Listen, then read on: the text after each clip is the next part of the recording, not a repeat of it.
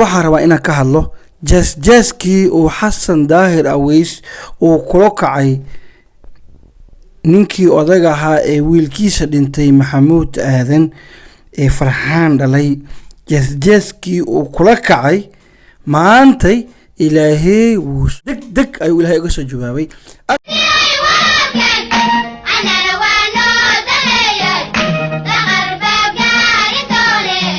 السلام عليكم ورحمة الله وبركاته. كسو دوادا مركلة هي موقع عصب ومسكينكي عبد الساق هاي ولالكينا هاي موقع كان سيشار جريا لايك سارة جارسية حسن داهر أويس جارسية واحد جارسيسان وضاقو اي دلتي عقددا جارسية هلو شار جريا موقع كيغاس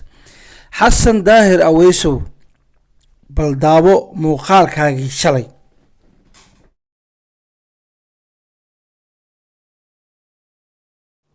waxyaalaha horta aan la yaabay waxa weeyaan horta dad dagaal loo diray oo looga tacsiyeynayo dhimasho aniga hadda ka hor weligay ma arkin mana maqlin xataa weligay tan oo kale ma qofka dadka markii dagaal loo diro ragga markii dagaal loo diro yacni waxa weeyaan inuu wax dilo ama la dilo waa loogu talagalay inuu wax dilo ama la dilo marka ama waxaa tiri waa cilmaaniyiin nin loo diray dagaal baa loo oynayaa bal shalay sidaad u qosleeday u faraxsaneed yacni nin walaalkaa ah oo ehelkaaga ah wiilkiisa oo gacanka xaq daran ay dishay ayaad ku qoslaysay oo aad ku baashaalaysay oo aad lahayd ku daadacsanaysay dharag intay kaa baatay meel fadhiisatay. bal maantay awoodda ilaahay bal arag maanta xasan daahir aweysow bal maantay arag ooyinta kaa baxeeda daawo.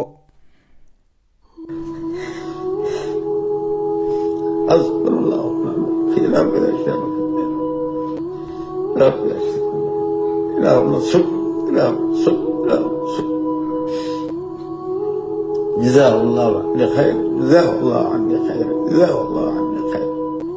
جزاه الله عني خير كما سلاس ويه أصبر الله ونعم الوكيل لا بلا شيء لا بلا شيء لا صب لا صب لا صب جزاه الله عني خير جزاه الله عني خير جزاه الله عني خير جزاه الله عني خير.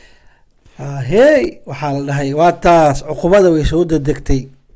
shalay waxaad ku qoslaysay oo aad ku faanaysay in wiil dhalinyaro ah oo wiilkaaga oo kale ah oo aad waalid u tahay oo walaal kulaha oo ehel kuu xiga aad ku daacdaacsato oo tiraahdo maxaa loo oynayaa waa cilmaaniyiin hadda adiga waxaa la ooyaya cilmaani maa tahay ma aaminsan wiilkaaga inuu jihaad ku dhintay maxaad oynay maxaa iskaga aamusi weysay maxaad ooyintaad u qarso weysay maxaad qolkaaga dhexdiisa soo gasho hoosta waxaad ugu oy weysay macnaha xanuunkaa ku gaaray ninaad 30 sano soo korineeday soo dadaashay waxaa soo bartay aad dhintay si sahla weliba ku dhintay gantaal ku dhacay xanuunkiyaa ku gaaray imisa wiil ayaa aabayaashooda dartaa u dhinteen xasuuso maalintii warshada baasada aad joogtay wiilashii aad soo aruurineeday ilmihii dhalay meel ma ku sheegtaa maanta ma ku sheegtid mana taqaanid kuwa adigu dagaalka geliya xataa meel kuma sheegtid kuwii dagaalka aa bilaado ku dhinta ka dhaaf adiga kuwii adiga intaa qoryaha u qaybiday aad dab ku shabtay dhintay ilmahoodii xataa ma taqaanid haddii ka hor yimaada xataa ma taqaanid maantay meel ay ku lool yihiin ma taqaanid wax ay ku sugan yihiin ma taqaanid aawa ilmahaas tay kogtahay xagee jidkee danaha ka raacatay. bal maanta ka waran intaa agoonimeeda umaada oynin intii aabayaashood aad dishay umaada ooyin intii sababtaa ah ku dhimatay dadka Soomaaliyeed umaada ooyin hal wiila kaa dhintay aad u oysay haddii shan lagaa dili maxaa samey lahayd oo dhima lahayd amaleynaabo sokorta intii kuu kacdo oo dhikarka kugu dhaco gacmaha lagu hatay ku qallaan sariirku aruurin xanta ka naxda bis hal wiil haystay oo ka dhintana dacdacsi oo la tagtay ilaahayna wuu kaa jaasiyey ilaahay wuu awooday 10 dhashay inuu shalay wada dilo laakiin wuxuu ku tusayay xanuunka yar dambiga ka dhacay inuu ahay dambi ninkaasna uu ahaa shahiid dhintay oo ilaahay ku tusayay ilaahay u toobadkeen familkii farxaan dhalana cafis weydiiso taas dalbo taasaa kaaga horeeda naxariistaasaa kugu horeeda waayo gafaa gashay kibira ku dhaqantay adoo diinta yaqaano kibirtay oo gaf gashay oo mataqaanaa ummad baabi'isay qarribtay welina waxaa halkaas u fadhidaa maantay oo social media u fadhidaa xasuuqa dadka ka dhalata bis cid kale u fadhida malahan weligaa magaalo kale kuma duulin hal mara Puntland dagaal ku qaaday waa laga soo mamnuucay xataa iltixaada ka mamnuucay xataa iltixaad iska ciiriyay say Puntland dagaal uu qaaday kartaa shay ka ciiriyay hawar gidirna waxaa leynaysay 20 sano ayra laysay Saleewaana laysay Sacada laysay maxay dadka ka garashay u leynaysaa halkaas maanta waxa ugu xiran tahay oo xabsigaas oo dhex fadhida oo iska dhaaf aniga Soomaali iska dhaaf reer daahir aweys ay marqaati ka yihiin in dhiig habar gidir ina gashaa u fadhido in dhiig habar gidir kaliya ay ku cadahay hadiise ku cadeen dadkii adu kula mid ahay ee siyaasadda qaldan ku jiray oo Mansuur adoo gar taagnay maanta xaq uu jooga waa wasiir sababta adigu kugu heedo dadkaaga dhiigooda kugu cadiyo waa maxay sababta adigu kugu cadiyo dhiigaaga waa maxay dadka dhiigooda waa maxay kugu cadiyin hal maalin maada weerin Somaliland hal maalin Puntland kaliya dagaal ka gashay al-itixaad dhaantay fadhiistay ee kugu cinqaabeen ayna ku yiraahdeen ururka bax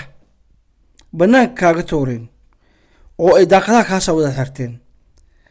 oo ay dib dambe ku xasuusi waayeen